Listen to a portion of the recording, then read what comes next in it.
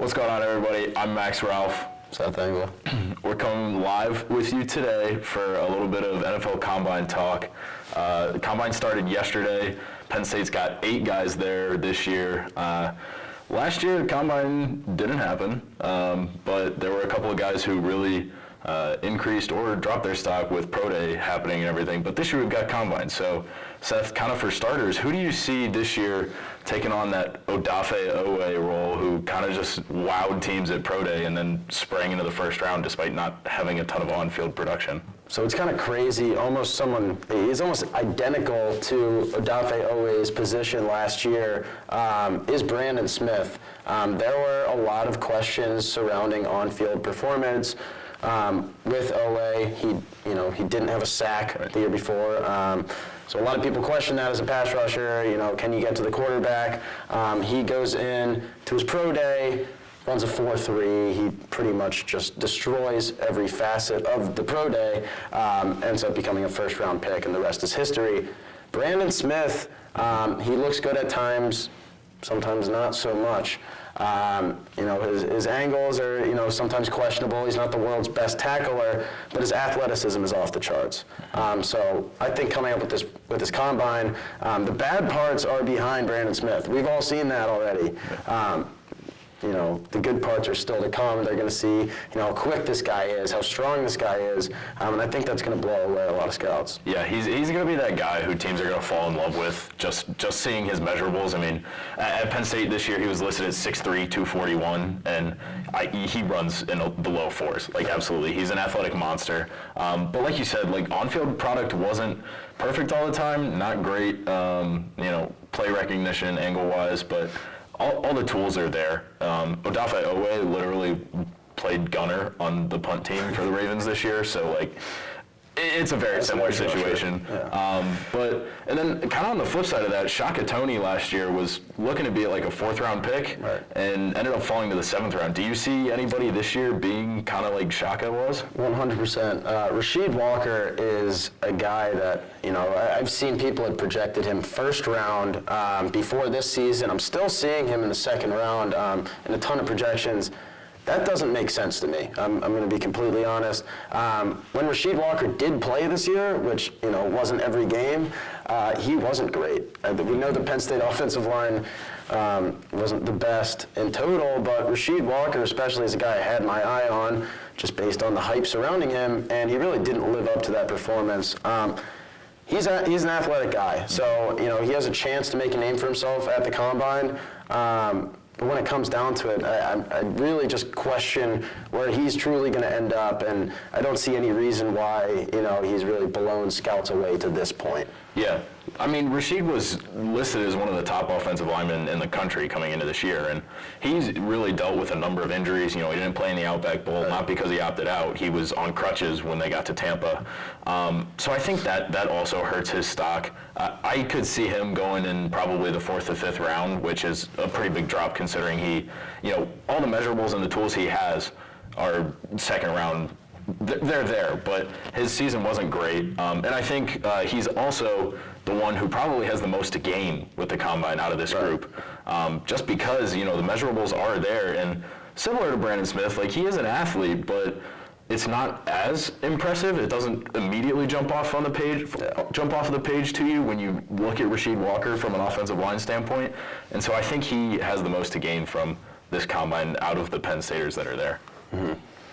Moving forward, when we talk about some of the guys who, it's kind of iffy whether they're going to be first round, maybe a day 2 type of guy like Jahan Dotson or Jaquan Brisker. I really do believe that Jaquan Brisker's combine performance will solidify him as a first-round pick. Mm-hmm. And I know that's, it's big to say. Jaquan Brisker is so much more athletic than people give him credit for. Absolutely. And it's similar to when a high school prospect comes to, a junior day at a college like Penn State.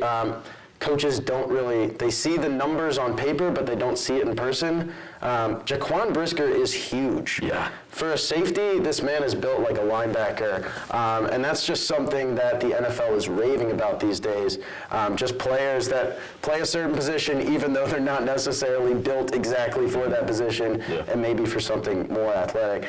I think he's going to blow away scouts in the combine. I really do believe that Jaquan Brisker is arguably a top 2 safety in this draft. Yeah, next to Kyle Hamilton. Yeah, and I mean, you know, what are your thoughts there? Yeah, I mean, you kind of liken him to Jamal Adams, which I think that's pretty fair because Brisker is somebody who can play at the line really, really well. But we saw it plenty of times. He's really got ball hawk skills as well.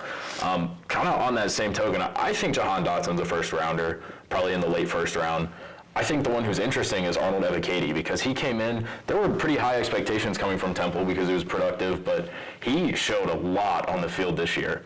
And so I think Arnold Ebiketie is going to probably, you know, he's been creeping up into those first-round projections, which was a little surprising for me, but his combine performance is going to be something that could really solidify that. And to go back on the Brisker note, there was a video of him like a week ago where he was benching like 315 for 4 reps or something, and that's just absurd as a defensive back. Like let's set that straight. That's disgusting.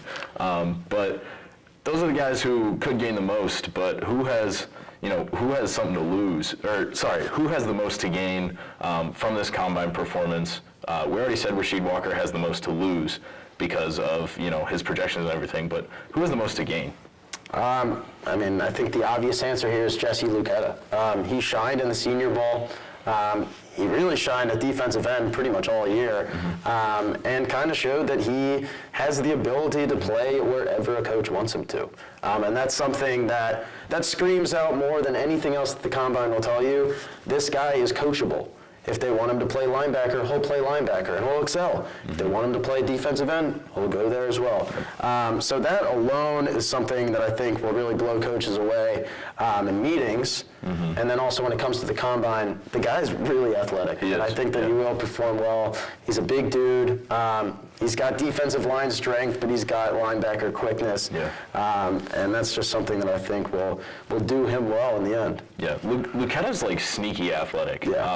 When you stand next to him in person, he's a large man, and like you said, he's got defensive end strength and a build, but he really does it. You know, his junior year, he was a little bit slow. This past year, I really thought he looked good, especially playing linebacker in the Outback Bowl. I thought he looked phenomenal there in the Outback Bowl. And then, like you said, Senior Bowl, he was one of the guys getting the most hype that week. Interestingly, he spent all week in Mobile playing defensive end, and he's listed as a defensive lineman going into the Combine. So it seems like that's where his game projects most going into the NFL, but he really has that versatility. Tariq Castro-Fields is the other guy who we haven't really talked about much.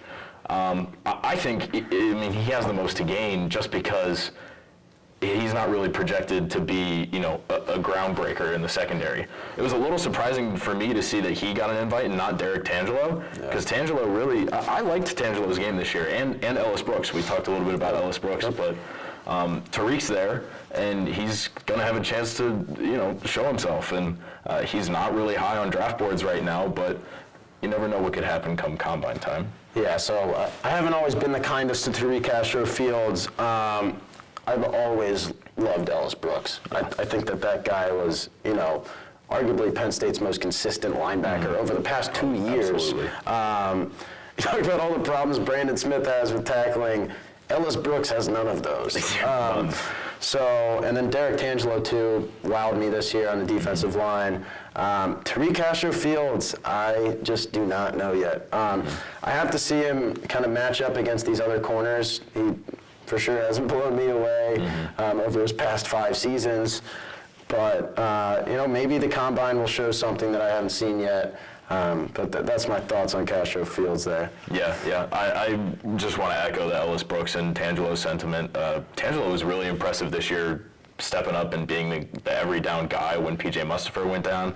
And Brooks is just, he's classic. He's hard-nosed. He's blue blood football. And I could see him landing with a team like the Steelers or something to that effect. Whether he's undrafted or whatever it is, but he's just hard-nosed football. But that's all we got. That's our combine previews. Thanks for watching. Follow along with us at collegian.psu.edu and on Twitter at PSU Footblog. Peace.